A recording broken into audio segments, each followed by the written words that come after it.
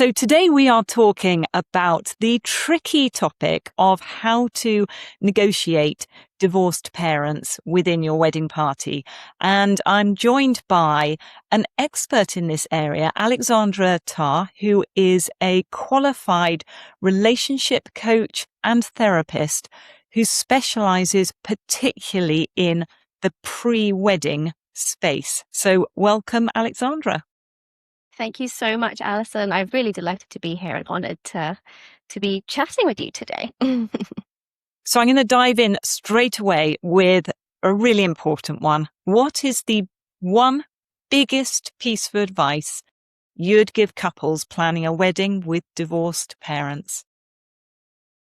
Yeah, I think great question to start with. We can't over communicate. So have the conversations, have them early on. Don't avoid it. Don't think like, okay, it's a week before the wedding. Maybe I should have some conversations about how this might go for mum and dad. Think about it right before. Set some time aside with you and your partner to think about how are these conversations going to go? What are these conversations going to look like? What do we want to get out of it? And have them as early as you can. And is there a set etiquette for divorced parents at weddings? Is there a guide for these parents as to how they should be behaving? You know, that's really tricky as well, isn't it? I think there isn't a set way to do anything. I don't believe in set ways. I don't believe in shoulds. It's more what works for you, what works for this couple, and what works for that divorced parents, because every situation is going to be very different. Some things we can do, though, is we can maybe talk to some other friends. Maybe your divorced parents have other divorced parents, and they might be able to give them a little bit of advice on this is what we did, or this is how we managed it. But there is no one way for everybody. Is there an accepted way to approach a question like, who walks the bride down the aisle if the parents are divorced and perhaps there's a stepdad involved? Again, really tricky. And again, there's no kind of one way for it. I've seen it where both of the dads walk down the aisle, which can be really beautiful. I've seen it where one or the other. But I think the important thing to think about here is think about all those individual people. So who have you got at the wedding? That's important. If there's a dad and a stepdad, what can we do to maybe make that stepdad feel special as well? Is there something else that we could do? Okay, he might not be walking us down the aisle, and we might have lived with him since we were 7, but maybe we can have a special different thing that we can do with the stepdad that kind of brings it all together. So the key is making sure everyone feels included rather than that you are feeling you're having to choose one over the other. Yeah, absolutely. I think that's it. And everyone's different. So we've always said, treat people how we would like to be treated, but there's another step further, treat people how they might like to be treated. So really put yourself in the shoes of the stepdad, the dad. What might they like? And also what works for you, because it's not just about what works for them. And it goes back to that, you can never communicate too much over these things. So having that conversation and explain that you have this dilemma and you'd like their help in navigating the problem. And exactly. Oh, sorry, Alison. I was just going to say, you picked up on that, like, lovely, like you'd like their help. Like you're navigating a new situation. And I use the word navigating because it's how do we find our way through it? Ask them for the help. What works for them? How can we move forward together? And if nothing else, they'll see the dilemma and the fact you care about the dilemma that you're in and that they are in just through family circumstance. And in the past, traditionally, it would always be the bride's side of the family seated on the left during the ceremony, the groom's side of the family seated on the right. We've seen a bit of a shift away from that anyway. But have you noticed in situations where there are step parents involved that there's all the more reason for not following that particular tradition in terms of seating? Yeah, I mean, in terms of seating, I think, again, it's different for everybody, but what do you want to do? We've seen those lovely sides of don't pick a side, we pick wherever we want to go. But actually what we can do is have designated seats. Sometimes we could have, this is where this person is sitting, this is where this person is sitting. It doesn't have to be on the same side or in the same place, but think about it beforehand, have that conversation beforehand, and tell them beforehand. We show them a drawing of the church and say, here's, or if you're in a church or whatever venue you're in, here is the plan, this is where you're going to be sitting. So they know ahead of time where they are and where the other person is if it's going to be a little tricky. Does the same apply from the point of view of the top table seating? Yes, absolutely. And again, there's so many other different options. We don't have to have the traditional seating. We could just have a table for just you and your husband or wife. There is so many different ways of doing it. And again, it's having the conversations beforehand, showing them the seating plan and coming at the conversations positively. It doesn't have to be like, we are very much in control of this as a bride and the groom. And I think sometimes we can think we're not so much and that there's so many influences. But if we bring it to our parents and our step parents, whoever it is, with a positive space of this is where you're sitting and this is why we've chosen it and we think it's a really good idea, and you can build it up so they feel confident and they feel like, yeah, we want to sit there. This is going to be great. And for couples asking that question, how do we work out who sits on the top table or what our top table looks like? Very often the venue can really help with that because they have different table sizes. They can arrange a sweetheart table where it's just the two of you. They can arrange a big oval table that then means people aren't in direct sight of each other and so on while still being on the top table. So involving your venue in that decision as well as the parties that are involved and clear communication again. Yeah. What about speeches? The traditional father of the bride speech, for example, how is that usually navigated? Again, what do you want? I think this is the main question, to sit down with your fiance and kind of ask yourself that question. What do we actually want? What works for us? Do we want that person giving a speech? Do we want ourselves to be giving a speech? Like, what is the ideal? And then how do we kind of navigate it? If the father of the bride really wants to do a speech, he'll probably tell you, he'll probably say, like, I've been preparing, I've done X, Y, Z. And then you can work out how you want to do it. Also, the speeches don't have to be at the traditional time. You could have a speech at the reception dinner, a speech during the main event, and a speech during a post event, the day after, something like that. It doesn't have to be everybody all at the same time. Again, ask yourself that question: what works for us as the couple, and how do we want it to kind of play out? Now, it always surprises me that so many people ask around photography. So questions around photography are very often, do I need to include my step parents in the photographs with the whole family? Now, first of all, a lot of photographers are moving away from that style photography anyway, where everyone's standing in a line. But also, what is the harm in taking that photograph where everyone is in there? Does it mean that that's going to be the one that goes on the wall? Are couples overthinking the concerns about step parents in wedding photos? Absolutely. And I think if it would mean the world to that step parent to have that picture, take that picture. This isn't however many years ago where we had one picture and we had to sit for it. We have so many pictures we can take. We can take so many of them. It doesn't mean that picture has to go up on your wall later on when you're married. And I think the other thing is, our vendors are experts. They do this day in, day out. This might be your first wedding, but this is their umpteenth wedding. So they'll be able to advise you. They'll be able to share their inside trips and tips and things that they would do. And they've seen it before. This isn't their first wedding with a step parent at all.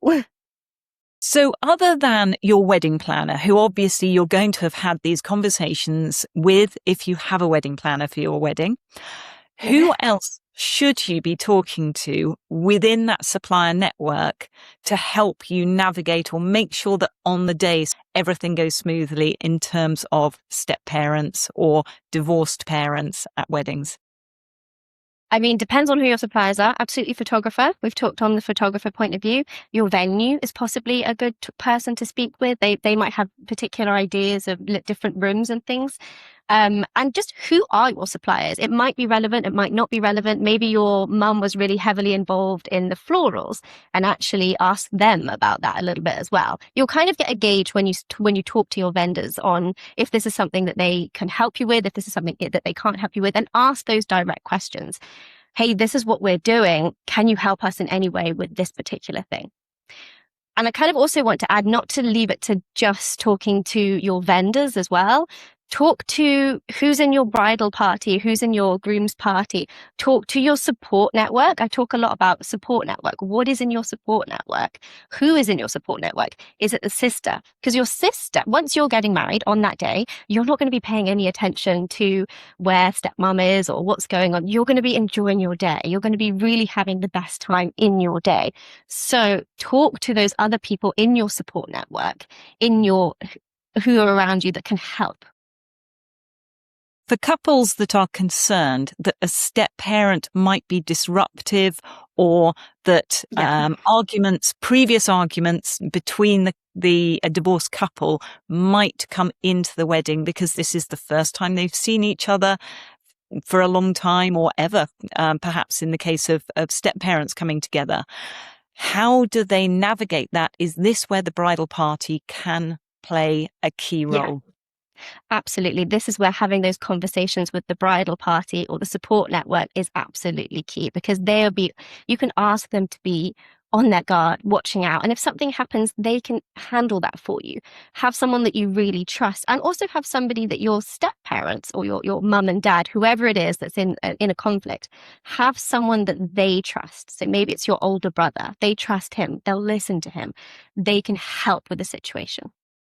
So that trust and respect is going to be really important in making sure everyone just appreciates that today isn't the right day for those disputes, and let's put them aside and make sure everyone can have a lovely day.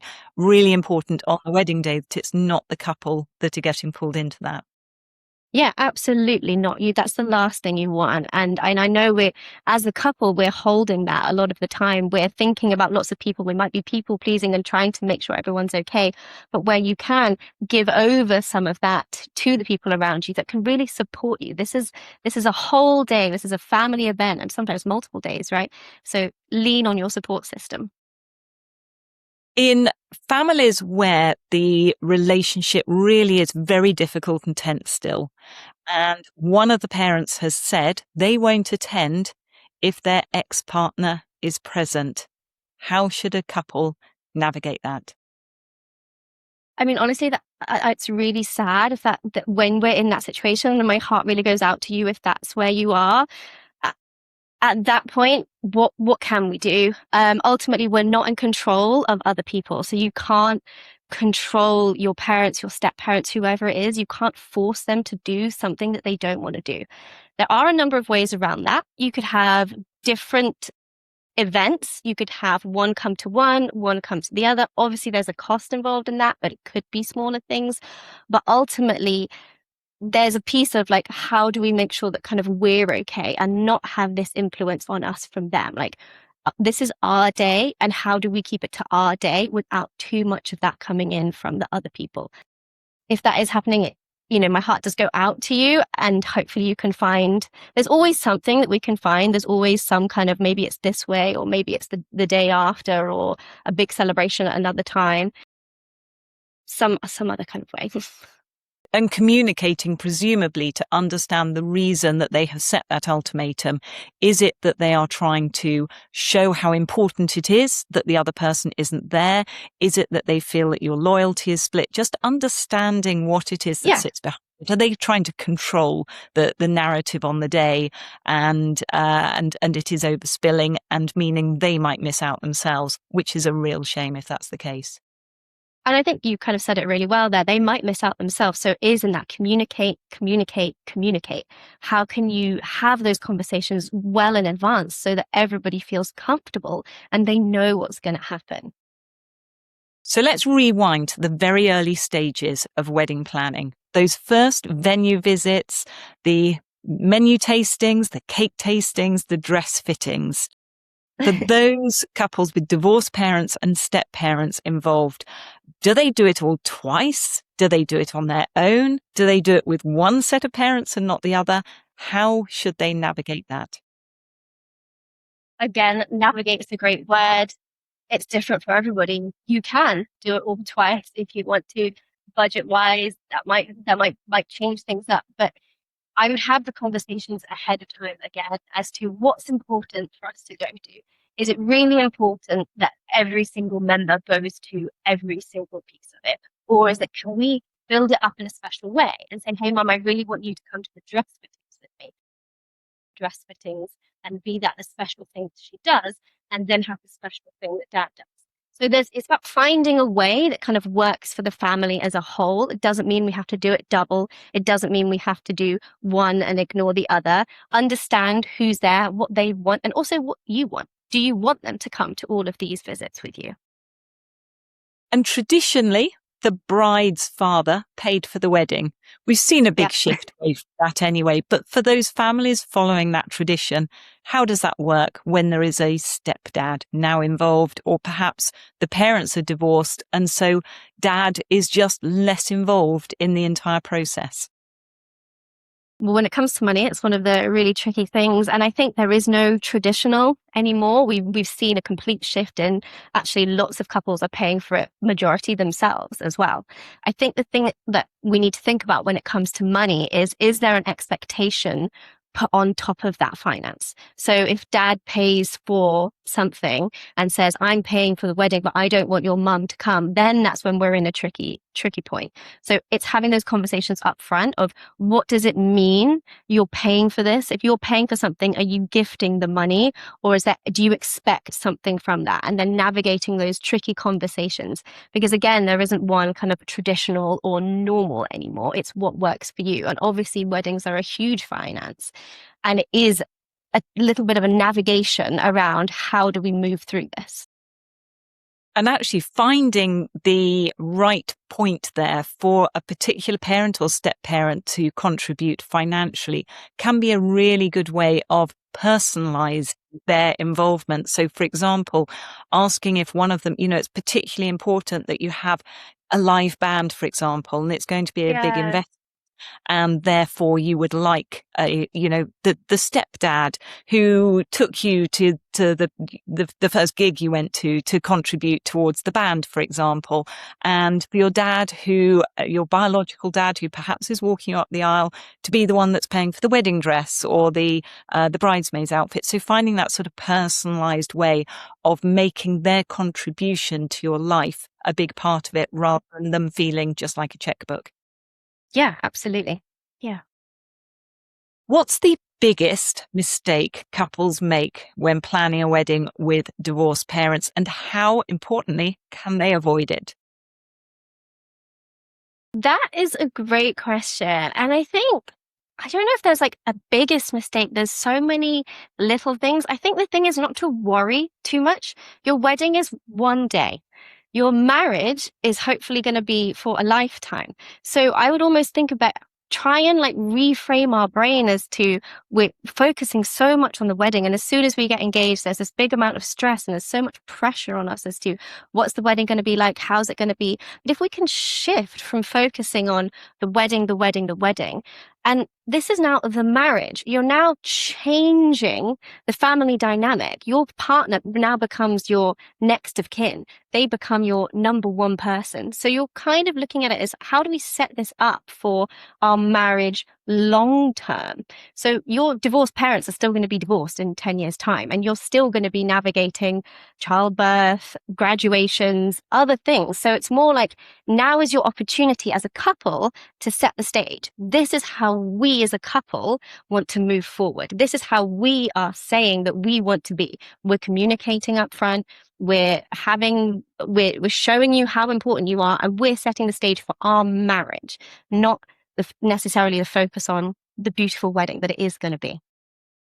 And inevitably, at a point that you're planning your own marriage and you're thinking about the commitment the two of you are making to each other, you are going to be reflecting on the life decisions perhaps your parents had made that had led to the situation that they are now in, and that is impacting the two of you in your marriage journey.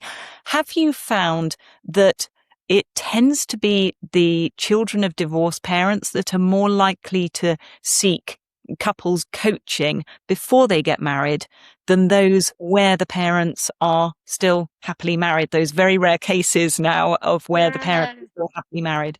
No, this is a super, super great question, and actually something I feel really passionately about. And I don't think that that's the case. What I'm seeing in my work is actually that it's the younger generation. The younger generation are really intentional. They're intentional about who they are, what they want, how they get what they want.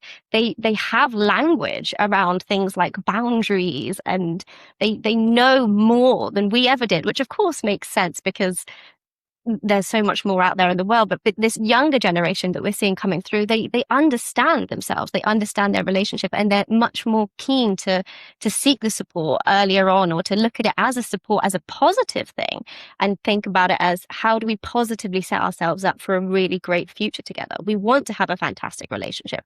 We want to break the old patterns. We don't want to be in the space that we've seen if we've seen some difficult situations, and they're choosing differently, which I think is absolutely amazing. And I love the way that what I'm seeing is how we're moving forward. And have you noticed that there's more couples, for example, opting to have a prenuptial agreement in place because they're perhaps more realistic about what might happen in the future, whatever their intentions are right now? Again, I'm not sure I can talk to being more or less, but more of like the importance of it, and maybe it being less kind of a negative thing and seen as more as a positive of like, how do we really set ourselves up for a really great life and a really great future? Is this something that's going to really serve us and help us and build a fabulous life for us? Then yes. And it's the same with any other contract, lifelong Yeah. contract you enter into, business contracts and so on. You always have that clear documentation, that clear understanding of what would happen if this no longer works for either or both parties. So that perhaps is the slightly more pragmatic way that couples are looking at it in current times. Yeah, well, absolutely. I think there's like, there's the emotional side of it, and then there's the practical side of it. And how do we keep both of those boats kind of like flowing and moving forward in a really positive way? And what can we do to help us in that way?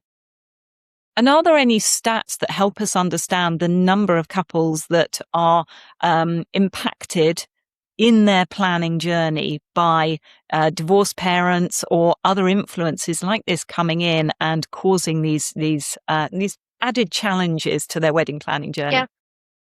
Well, I think almost it's like to normalize it a little bit. So what we have found, what we found is that in 2021, so a few years ago, there were 750,000 families with step families. So there's actually a lot in the UK. So there's actually a lot more than you think that there are, or that there might be. Sometimes we can feel like we're the only one, or we're the only one that's had this situation. But actually, probably your friends and people that you know, they've had these situations. They have step parents. I would also encourage you to kind of like reach out to them, talk to people that you know that are in a similar situation. How have they handled it?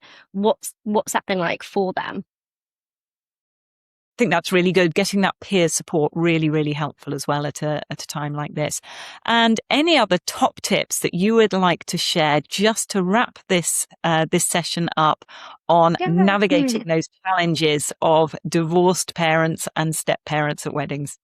Yeah, sure, absolutely. So when it comes to like difficult things or conflict, what research has found is that you actually need 5-to-1 ratio of positive to negative things for a successful relationship, a successful marriage. Now, that doesn't have to be positive words. Our words are only 7% of how we communicate. So that could be like a nice nod or a smile. So I encourage you to kind of think about when you're in communication with your partner, with your parents, with your step parents, like what are you bringing to the table? Like, are you being positive right now? And if that ratio is looking a little dodgy, like, how can we build it up? It's difficult. Sometimes it's hard, but think about it. Just give an extra smile, give an extra encouragement. And this is, at the end of the day, this is your wedding. This is a magical, magical day. And everyone's here to support you and to help you and to see you thrive. And the one thing nobody wants is for that to be overshadowed by any sort of issues that can be avoided through clear communication. Yeah, absolutely. That's great. Thank you very much indeed, Alexandra. That's really, really helpful insights for us. Thank you. Oh, you're so welcome. It's been such a delight to chat with you, Alison. So yeah, thank you.